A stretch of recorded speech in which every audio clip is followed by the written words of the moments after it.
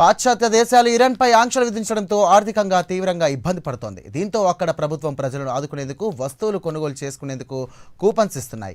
అదే సమయంలో మరో ప్రభుత్వము వచ్చే ప్రతి సేవకు భారీ ఎత్తున పన్నులు విధిస్తోంది. దీంతో ప్రజలు లబోదిబమంటున్నారు. ఇక ఒక చేత్తో ఇచ్చి మరో చేత్తో లాక్కుంటున్నారు. ప్రభుత్వంపై మండిపడుతున్నారు ఇరాన్ పౌరులు. అయితే త్వరలోనే ఇరాన్లో వేరియన్స్ కొత్త సంవత్సరం రాబోతోంది. ఇక ప్రజలు షాపింగ్లో బిజీగా ఉంటారు. అయితే ప్రభుత్వం పెద్ద ఎత్తున పన్నులు బాధడంతో ప్రజలు ప్రభుత్వంపై అసంతృప్తితో పాటు ఆగ్రహం వ్యక్తం చేస్తున్నారు. తాజాగా ఇరాన్ ఆర్థిక పరిస్థితి గురించి ఈ ప్రత్యేక కథనంలో మరింత సమాచారాన్ని తెలుసుకుందాం.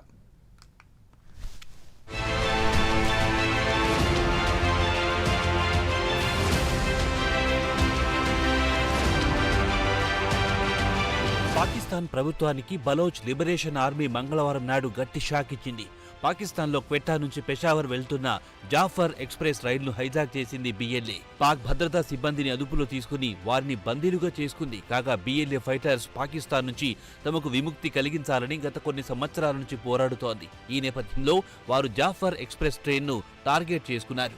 రైల్ క్వెట్టా నుంచి బయలుదేరి 160 కిలోమీటర్ల దూరంలో సిబీ సిటీ సొరంగంలో ప్రవేశించినప్పుడు బిఎల్ఏ ఫైటర్స్ ట్రైన్ను తమ అదుపులో తీసుకున్నారు. అయితే పాక్ భద్రతా దళాలకు చెందిన వారు మాత్రం బలోచ్కు వ్యతిరేకంగా మిలిటరీ ఆపరేషన్ కొనసాగుతోందని చెప్పారు. బలోచ్ల చేతిలో బందీలుగా ఉన్న కొంతమంది ప్రయాణికులు సురక్షితంగా అక్కడికి సమీపంలోని రైల్వే స్టేషన్కు చేరుకున్నారని చెబుతున్నారు.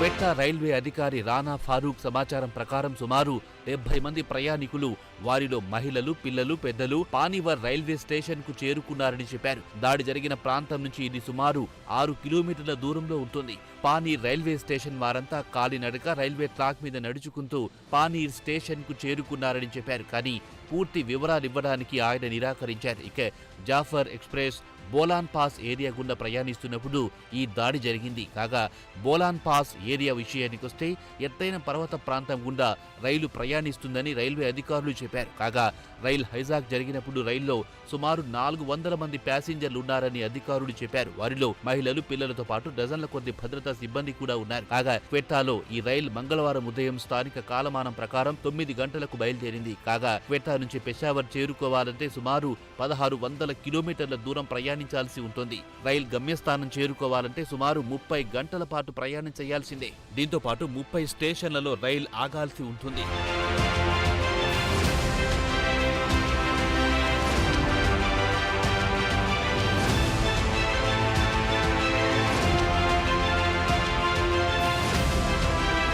రైల్వే అధికారుల సమాచారం ప్రకారం రైలు బోలాన్ పాస్ ఏరియాకు వచ్చినప్పుడు రైల్పై బిఎల్ఏ ఫైటర్స్ దాడి చేశారు.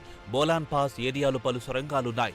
ఈ సొరంగాలు వాస్తవానికి బ్రిటిష్ కాలంలో నిర్మించినవి. ట్రైన్ సొరంగాల ద్వారా ప్రయాణిస్తున్నప్పుడు బిఎల్ఏ ఫైటర్స్ దాడి చేశారు. అయితే గత కొన్ని సంవత్సరాల నుంచి బిఎల్ఏ ఫైటర్లు తరచూ రైళ్లపై దాడులు చేస్తూ వస్తున్నారు. కాగా మంగళవారం నాడు నాటి దాడిలో 6 మిలిటరీ సిబ్బందిని చంపేశామని బిఎల్ఏ ఒక ప్రకటనలో తెలిపింది. అలాగే రైల్వే ట్రాక్ ను పేల్చేశామని, దీంతో రైలు ఆగిందని ప్రకటనలు వివరించింది. ఒకవేళ పాక్ ప్రభుత్వం మిలిటరీ ఆపరేషన్ మొదలెడితే ప్రయాణికులను ప్రాణాలతో విడిచిపెట్టమని హెచ్చరించారు. ఆ తర్వాత డజన్ల కొద్ది ప్రయాణికులు పట్టాల మీదుగా నడుచుకుంటూ సమీపంలోని పానీర్ రైల్వే స్టేషన్ కు చేరుకున్నారు. ఇక పాకిస్తాన్ మిలిటరీ మాత్రం ఇప్పటి వరకు రైల్ హైజాక్ కు సంబంధించి అధికారికంగా ఎలాంటి ప్రకటన విడుదల చేయలేదు.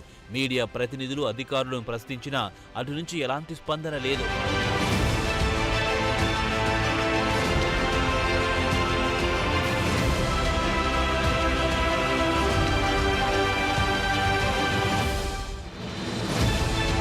ఇక బలోచిస్తాన్ విషయానికొస్తే పాకిస్తాన్లో అతిపెద్ద ప్రావిన్స్. అయితే ఇక్కడ అభివృద్ధి అనేది మచ్చుకు కనిపించదు. సుమారు 1.5 కోట్ల జనాభా ఉంది.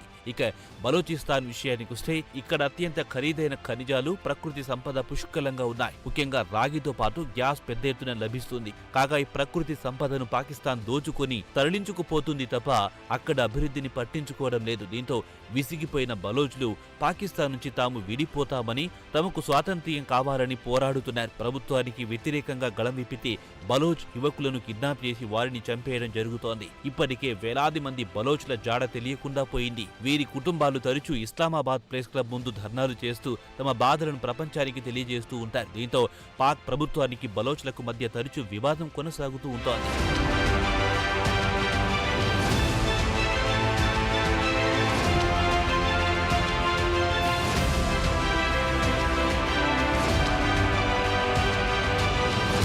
ఇవన్నీ ఒకేతైతే చైనా పాకిస్తాన్ ఎకనామిక్ కారిడార్ లేదా సిపెక్ కింద $62 బిలియన్ల మెగా ప్రాజెక్టును దశాబ్దం క్రితం ప్రారంభించారు. దీంతో మరోమారు పాక్ ప్రభుత్వానికి బలోచ్లకు మధ్య మరింత అగాధం పెరిగింది. బలోచిస్తాన్కు చెందిన సహజ వనరులను చైనాకు కట్టబెడుతోందని బలోచ్లు ఆగ్రహం వ్యక్తం చేస్తున్నారు. దీంతో చైనా చేపట్టిన ప్రాజెక్టులపై బిఎల్ఏ పెద్ద ఎత్తున దాడులు చేయడం మొదలెట్టింది. కాగా గ్వాదర్ పోర్టుపై బిఎల్ఏ తరచూ దాడులు చేస్తూ చైనా పౌరులను చంపడం మొదలెట్టింది. ఇప్పటికే సిపెక్ ప్రాజెక్టులో పనిచేస్తున్న వందలాది మంది చైనా ఉద్యోగులను దారుణంగా చంపేసింది బిఎల్ఏ. కాగా ఇటీవల కొన్ని నెలల నుంచి బలోచ్లు పెద్ద ఎత్తున విధ్వంసానికి పాల్పడుతున్నారు. గత నెలలో బిఎల్ఏ దాడిలో 18 మంది పాక్ సైనికులు మృతి చెందారు. ఈ నెల ప్రారంభంలోనే కలాత్ ఏరియాలో ఓ మహిళా సూసైడ్ బాంబర్ తనను తాను పేల్చుకుని ఓ మిలిటరీ ఉన్నతాధికారిని బలి తీసుకుంది. కాగా జాఫర్ ఎక్స్ప్రెస్ పై గతేడాది పలుమార్లు దాడులు జరిగాయి. ఇటీవల బిఎల్ఏ ఫైటర్లు పలుమార్లు ట్రాక్లను పేల్చి వేశాయి. దీంతో సుమారు 2 నెలల పాటు ట్రైన్ సర్వీసులు నిలిచిపోయిన సంఘటనలు ఉన్నాయి.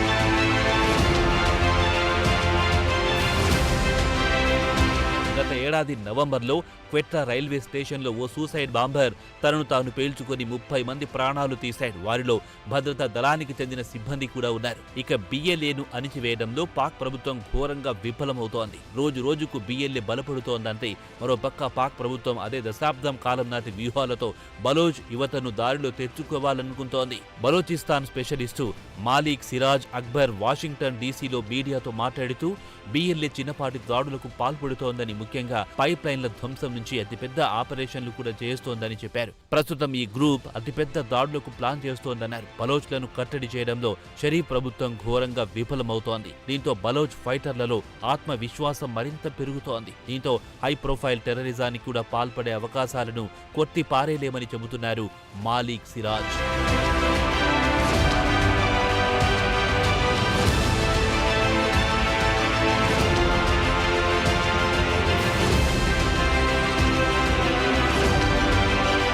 బలోచ్ వ్యవహారాలను దగ్గర నుంచి గమనిస్తున్న రాఫవుల్లా కాకర్ బిఎల్ఏ మిలిటెంట్ గ్రూప్ ప్రస్తుతం మరింత బలపడింది.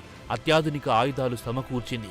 అమెరికా దళాలు ఆఫ్ఘనిస్తాన్లో వదిలిపెట్టిన ఆయుధాలు గ్రూప్ దక్కించుకుంది. దీంతో బిఎల్ఏ ఫైటర్లు పాక్ దాడుల జోరును పెంచారని చెబుతున్నారు. పెరిగిపోతున్న బలోచ్ దాడులను కట్టడి చేయడంలో పాక్ ప్రభుత్వం ఘోరంగా విఫలమవుతోంది. ఈ ఏడాది జనవరిలో Pakistan institute of peace studies బలోచిస్తాన్లో పరిస్థితులు దారుణంగా తయారయ్యాయి. గత ఏడాదితో పోల్చుకుంటే 119% దాడులు పెరిగాయని, 150 కంటే ఎక్కువ టెర్రర్ దాడులు చోటు చేసుకున్నాయని తెలిపింది. దీంతో షరీఫ్ ప్రభుత్వం బలోచిస్తాన్లో అతిపెద్ద మిలిటరీ ఆపరేషన్ చేపడుతామని ప్రకటించింది. అయితే ఇప్పటి వరకు అది కార్యరూపం దాల్చిన దాఖలాలు లేవు. మరోపక్క బలోచ్ ఆర్మీలో చేరడానికి యువత క్యూ కడుతున్నారు. ఆత్మాహుతి దాడులకు సిద్ధమంటూ సవాల్ విసురుతున్నారు. దీనికి పరిష్కారం కావాలంటే పాకిస్తాన్ ప్రభుత్వం బలోచ్లను ద్వితీయ శ్రేణి పౌరులుగా చూద్దాం మానేసి తమలో ఒకరిగా చూసుకుంటే అక్కడి ప్రకృతి వనరుల నుంచి వచ్చే డబ్బులో వారికి సగం వాటా ఇచ్చి బలోచిస్తాన్ను అభివృద్ధి చేస్తే తప్ప పాక్ ప్రభుత్వానికి మోక్షం లభించదు. అప్పటి వరకు బలోచ్లు దాడులు చేస్తూనే ఉంటారు. అమాయక పాక్ పౌరులు ప్రాణాలు కోల్పోతున్నారు. పాక్ ప్రభుత్వం మాత్రం దీని వెనుక ఇండియా హస్తం ఉందని చెప్పి తప్పించుకుంటుంది. ఇక పాక్ మే సబ్ కుచ్ చల్తా హై అంటూ లైట్ తీసుకోవాల్సిందే.